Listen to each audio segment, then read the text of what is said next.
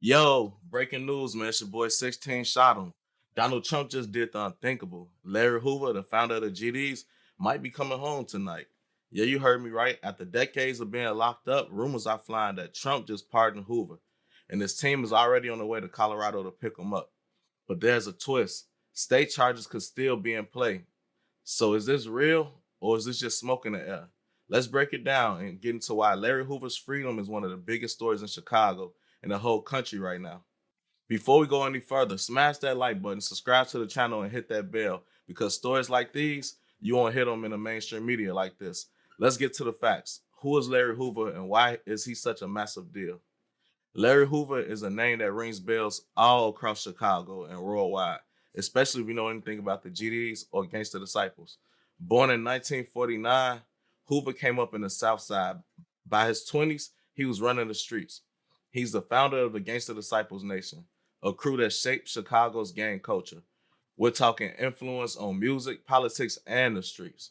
But it wasn't just street stuff. Hoover tried to flip the narrative, pushing growth and development, which was all about uplifting the community. But let's be real, the feds weren't buying it. In 1973, he was convicted of murdering a man named William Young. And later in the 90s, he caught a life sentence under federal charges tied to the Kingpin Act. They hit him with 150 to 200 years behind bars. Since then, Hoover has been at 80X Supermax in Colorado, the Fed's toughest prison. The man has been locked in a box for decades. People have been calling for his release for years, including big names like Kanye West, Drake, and even Jay-Z. Now, here's where it gets crazy. Sources are saying Trump just signed off on a pardon for Larry Hoover. Yeah, Donald Trump, the same man who got Kodak Black and Lil Wayne out, might have pulled off the unthinkable and granted clemency to Larry Hoover. Hoover still has state charges pending in Illinois. The feds might be letting him go, but the state could still block his release. But here's what's wild. His people are already en route to Colorado. Rumors are flying that Hoover might walk out those doors tonight. His family and his team, they're ready. Could this be the moment Chicago's been waiting for? Could we really see Larry Hoover touch back down on the South Side after 50 years?